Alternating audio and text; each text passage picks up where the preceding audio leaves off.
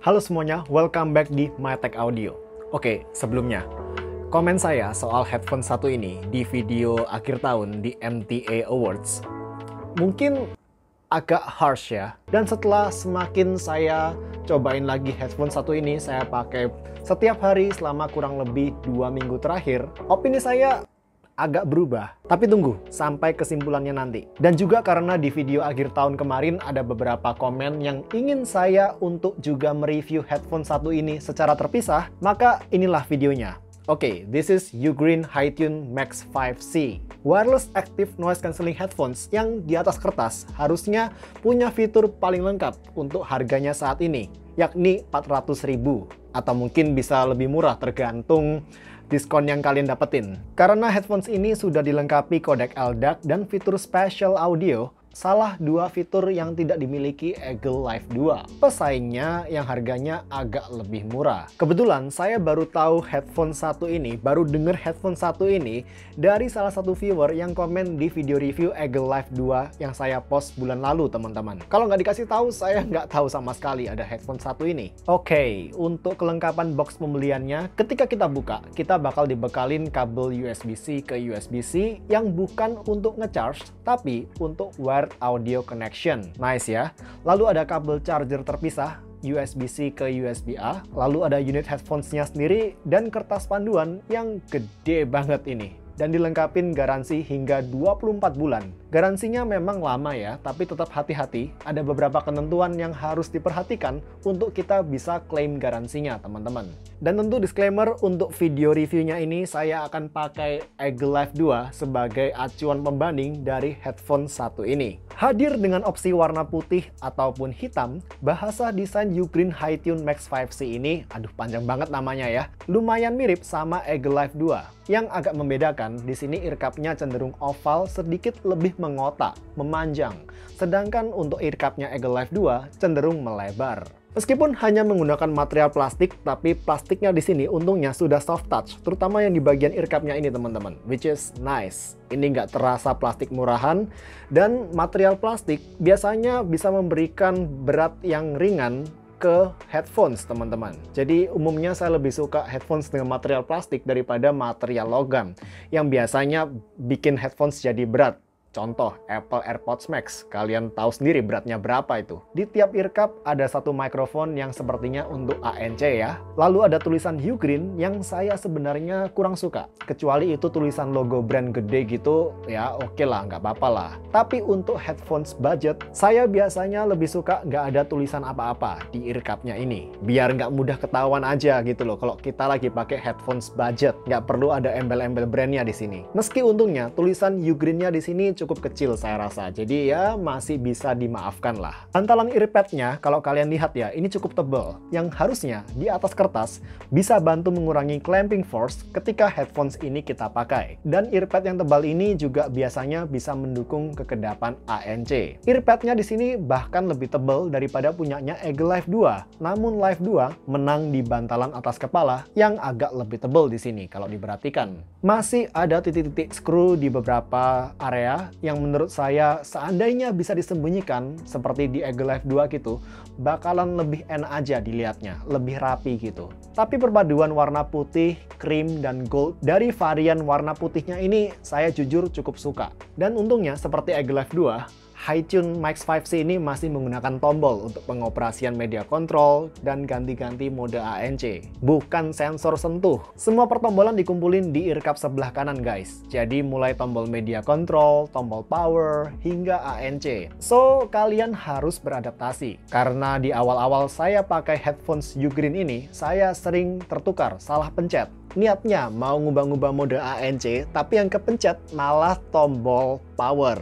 Jadi either nge-pause lagu atau ngematiin headphones-nya, teman-teman. Dan juga di sini bisa di adjust untuk panjang dari headband-nya, teman-teman. Untuk bunyinya seperti ini. Nggak terlalu premium sih secara bunyinya, agak kurang silent menurut saya. Lalu ada port USB-C yang bila disambungkan dengan kabel data USB-C ke USB-C, baik ke laptop ataupun smartphones, bakal mengubah mode headphones ini menjadi wired, teman-teman. Tapi uniknya, di saat bersamaan, headphones ini juga akan nge-charge ketika sedang terkonek di mode wired ini, selama source-nya bisa menyediakan power lebih. Yang saya suka dengan koneksi wired via USB-C seperti ini adalah konsistensi dari audionya, karakter audionya. Dimana mau apapun source-nya, biasanya karakter audionya jadi konsisten, tetap dia nggak berubah-berubah. Karena semua konversi digital to analog diproses di DAC yang terdapat di headphone satu ini. Berbeda dengan koneksi auxiliary, yang dia hanya menerima sinyal analog, yang berarti proses konversi digital to analognya terjadi di luar headphones-nya, teman-teman. Karakter audionya bakal terpengaruh oleh karakter DAC dari source-nya, teman-teman, yang bisa berbeda-beda. Meskipun yang agak disayangkan, saya agak kurang suka dengan karakter audio di mode wired-nya,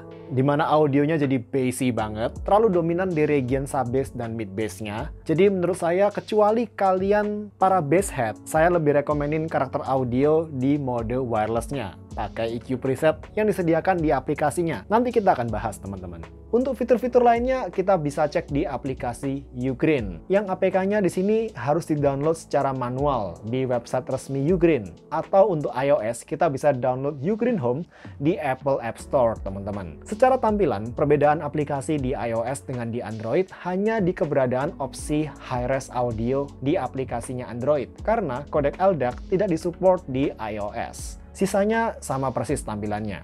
Ada gambar headphones-nya, lalu level baterai, dan toggle untuk pindah-pindah mode noise cancelling, mulai dari ANC, off, dan awareness atau transparency mode. Khusus mode ANC-nya di sini disediain opsi level gentle, general, ultra, dan adaptive yang bisa menyesuaikan dengan kondisi noise sekitar. Seperti biasa, karena saya tidak suka active noise cancelling yang berubah-ubah kekuatannya, maka dari awal selalu saya set di ultra. Dan di mode ultranya ini, saya rasa kekuatan ANC dari headphone satu ini berimbang dengan ANC-nya Eagle Live 2. Overall efektif untuk meredam low frequency noise dan juga frekuensi sub-bass, dan lumayan bisa memuffle suara mid frekuensi, teman-teman. Meskipun di beberapa kondisi saya masih merasa ANC-nya Eagle Live 2 agak lebih konsisten ya, terutama untuk noise-noise yang sifatnya naik turun, kadang kenceng banget, kadang tiba-tiba pelan banget seperti di kondisi sekitar jalan raya gitu. ANC-nya Eagle Live 2 sedikit lebih konsisten daripada ANC-nya Ugreen, tapi itu hanya untuk case tertentu aja. Overall ANC-nya sama kuatnya lah, meski keduanya masih agak kalah kedap dari ANC-nya Earphone Wave Pro yang selevel di atasnya, yang harganya juga lebih mahal. Sementara untuk transparency mode, di sini tidak disediakan level seperti yang ada di Eagle Live 2. Dan secara kualitasnya juga menurut saya transparency mode-nya meskipun terdengar lumayan natural di area mid frekuensi, khususnya saya nyadar untuk mereplicate suara orang-orang di sekitar saya, warna suara, tone suara, di sini bisa direplicate secara lebih natural daripada di Eagle Live 2. But the problem is volumenya. Di sini volume transparency mode-nya berasa lebih pelan daripada ketika kita mendengarkan langsung menggunakan telinga kita, teman-teman. Seenggaknya ketika saya tes dengan unit saya, seperti itu. Jadi udah pasti headphone satu ini nggak bisa dipakai buat alat semi hearing aid, alat bantu pendengaran gitu. Sedangkan untuk transparency mode-nya Eagle Live 2 di sini lebih fleksibel. Kita bisa atur kekuatannya mulai dari pelan banget, volume yang soft sampai volume yang maksimal, dimana di volume maksimal ini loudness-nya lebih kenceng daripada ketika saya mendengarkan langsung menggunakan telinga saya. Dan overall lebih pede untuk saya pakai transparency mode-nya di sini untuk ngobrol dengan orang-orang di sekitar saya daripada Ugreen HiTune Max 5C yang di sini volume transparency mode-nya lebih pelan daripada aktualnya, khususnya di kondisi yang ramai, teman-teman. Jadi untuk ANC ini overall bisa dibilang imbang, tapi untuk transparency mode-nya Live 2 agak lebih unggul karena lebih fleksibel dan volumenya lebih kencang dibandingkan transparency mode-nya Ugreen. Oke, berikutnya ada berbagai opsi EQ preset di mana saya paling suka yang jazz ini. Lalu berikutnya yang saya oke buat dengerin yang EQ klasiknya ini. Udah, cuma dua itu aja yang menurut saya paling bisa saya nikmatin. Seenggaknya kolorasi EQ preset lainnya di sini terlalu aneh buat selera saya. Kurang sreg. Nanti akan kita bahas di audio review. Lalu ada fitur gaming mode yang hanya bisa diaktifkan kalau kodek LDAC atau high-res audionya dinonaktifin. Oke, ini sebenarnya topik untuk lain waktu. Jujur saya udah enek sama jargon-jargon high-res audio, wireless maupun wired yang disematin di banyak box-box entah produk headphones ataupun TWS, khususnya perangkat-perangkat yang disupport kodek LDAC, termasuk TWS dan headphones buatan Sony sendiri, pencipta LDAC. Karena high-res itu setahu saya istilah untuk quality di atas lossless, di atas CD quality, which is itu di atas 1,44 Mbps, yang mana LDAC ini hanya 990 kbps, dan tidak ada yang namanya sertifikat high-res khusus, teman-teman. Nggak ada sertifikasinya. Tapi ya, itu sedikit unek-unek untuk pembicaraan di lain waktu aja. Balik ke gaming mode-nya di sini. Ketika gaming mode diaktifkan, performa delay ketika nonton YouTube justru saya merasa makin berasa delaynya. Tapi untuk touch delay, it works. Khusus buat gaming sesuai namanya, gaming mode-nya membantu mengurangi touch delay, teman-teman.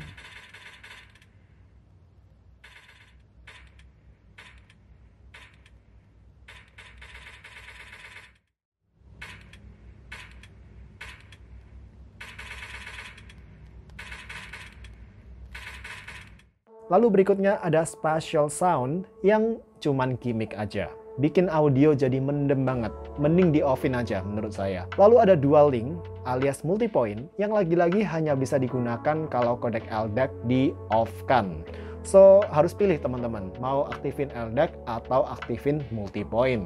Untuk mendaftarkan perangkat kedua atau perangkat baru di multipoint-nya, cukup simple teman-teman. Ketika sudah terkonek ke perangkat satu, kita bisa pencet tombol power dari headphones ini sebanyak 3 kali, maka dia akan masuk lagi ke mode pairing, lalu kita bisa koneksikan ke perangkat kedua, lalu kita koneksikan lagi ke perangkat pertama, dan udah, kita masuk bisa connect ke dua perangkat di saat bersamaan. Multipoint-nya sendiri di sini menurut saya cukup bagus, works fine. Tapi kalau mau pindah play media ke perangkat kedua, media di perangkat satu harus kita pause terlebih dahulu, which is ini cukup standar. Eagle Live 2 juga seperti itu. Selanjutnya ada pengaturan custom tombol ANC. Klik 1 kali, 2 kali, dan tekan tahan, kita bisa atur untuk fungsi apa. Pilihannya hanya bisa untuk ubah-ubah mode ANC, ubah-ubah gaming mode atau music mode, dan untuk aktifin special sound. Dan karena saya nggak suka special soundnya, maka cuman saya pakai klik 1 kali dan klik 2 kali aja. Lalu kita bisa atur volume voice prompt-nya seberapa kenceng.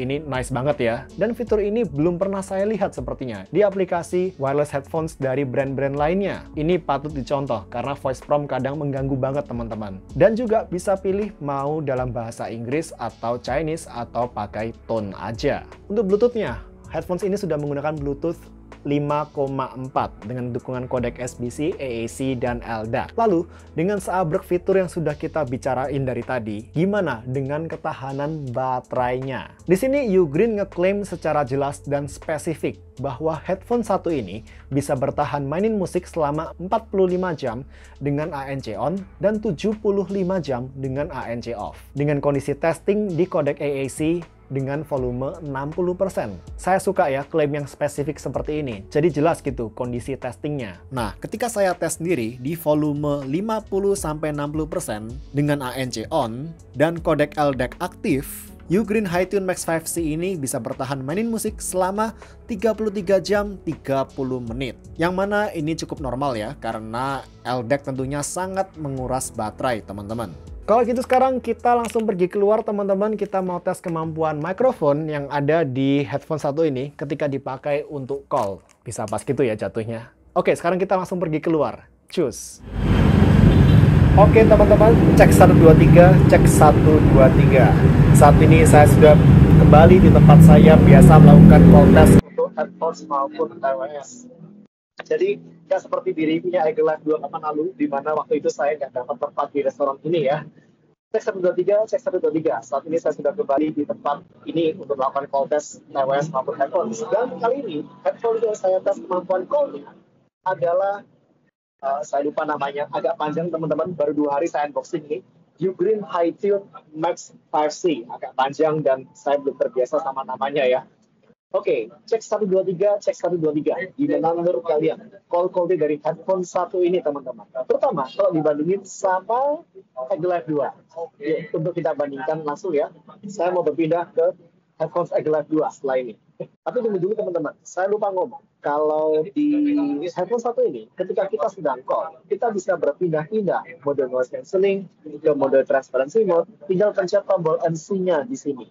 Which is nice ya. Ini fitur yang cukup jarang ditemuin di headphones atau TWS saat ini, teman-teman. Ya, masih bisa berpindah-pindah mode noise cancelling, teman-teman. Yuk kita berpindah ke Eagle Life 2 dan kita bandingkan call quality-nya. Oke, cek 123, cek 123. Saat ini saya sudah berpindah memakai memakai headphones ANC Eagle Life 2, teman-teman. Cek 123, cek 123. Tadi saya lupa bilang, kondisi di sekitar saya ini seperti biasa, teman-teman. Ada banyak mobil lalu lalang di jalan raya yang cukup ramai di sebelah kanan saya. Ada banyak orang ngobrol di sekitar saya saat ini. Saat ini berarti situasi yang cukup challenging ya untuk mengetes mikrofon dari suatu headphones atau TWS. Dan juga ada angin yang lumayan kencang berhembus di sebelah saya saat ini. Saya nggak tahu apakah masuk ke mikrofon headphones-nya atau tidak. Gimana menurut kalian? Call quality dari Ugreen HiTune Max 5C tadi, kalau dibandingin sama Eagle Life 2 ini, teman-teman, mana yang lebih baik menurut kalian? Cek 123, cek 123. Sekarang kita kembali ke video review. Yuk. Oke teman-teman, sekarang mari kita bahas audio dari headphone satu ini. Pertama, secara powernya dulu atau loudness-nya. Di pemakaian saya biasa memakai headphone satu ini, Ugreen HiTune Max 5C. Aduh, panjang banget namanya. Di volume sekitar 70-75%. Jadi ini volumenya termasuk cukupan aja, bukan yang kenceng banget. Eagle Life 2 agak lebih kenceng. Di pemakaian saya, Eagle Life 2 biasa saya pakai di volume 60-70%. Jadi agak lebih kenceng. Tapi secara power overall, Ugreen ini masih oke banget. Udah cukup lah. Kalau bicara soal kualitas audio, saya akan bicara dari dua aspek. Yakni dari segi resolusi dan dari aspek arah tuningannya. Untuk sebuah wireless headphones, konteks resolusi yang saya bahas, yang saya maksud di sini adalah berhubungan dengan kualitas kompresi dari transmisi audio dan audio yang dihasilkan di sini, yang tentu tidak lepas dari kodeknya. Dan dalam hal ini menurut saya Ugreen bisa memberikan resolusi audio yang cukup oke ketika kodek LDAC diaktifkan dibandingkan bila hanya pakai kodek AAC aja. Karena ketika hanya pakai kodek AAC, saya merasa compression AAC-nya ini berasa banget, artefak-artefaknya ini berasa banget. Khususnya di area treble ini berasa lebih plastiki, lebih metalik, bahkan lebih berasa artefaknya daripada kompresi AAC di Eagle Life 2 ketika saya bandingkan. Jadi untuk headphone satu ini, kodek LDAC-nya sebaiknya diaktifkan. Karena begitu di switch ke LDAC, maka resolusi audionya jadi improve, lebih minim kompresi. Dan dengan sama-sama audio di stock setting, tanpa ubah-ubah EQ preset di aplikasi masing-masing, baik di aplikasi Ugreen maupun pakai EQ custom di Eagle, Ugreen HiTune Max 5C by defaultnya punya tuningan audio yang lebih proper, dengan arah tuningan neutral ke bright. Berbeda dengan Eagle Life 2, yang arah tuningannya lebih ke V-shape, dengan resolusi audio yang tidak se-oke Ugreen di kodek LDAC-nya. Tanpa di EQ, saya lebih suka audionya Ugreen. Tapi pembedanya tentu di sini, dengan Eagle Life 2 kita dapat multi-band EQ untuk custom EQ secara lebih fleksibel. Nggak cuman EQ preset aja seperti yang ada di Ugreen. Dan dari semua EQ preset yang disediakan Ugreen, saya rasa yang paling srek buat para pencinta suara balance, non-rapi, hanya yang jazz dan juga classic defaultnya ini aja. Khususnya untuk yang preset jazznya Ugreen ini, setelah saya dengerin secara lebih lama lagi, ini EQ preset yang paling saya suka. Tonalnya paling enak, pemisahan antara region bass dan midnya rapi banget, dan lebih minim sibilan juga bila dibandingkan di EQ klasiknya, defaultnya. Bahkan dibanding EQ preset bawaannya Eagle pun, saya paling suka EQ preset jazz di Ugreen ini. Sementara untuk Eagle Life 2, setelah saya utak-atik lagi EQ customnya,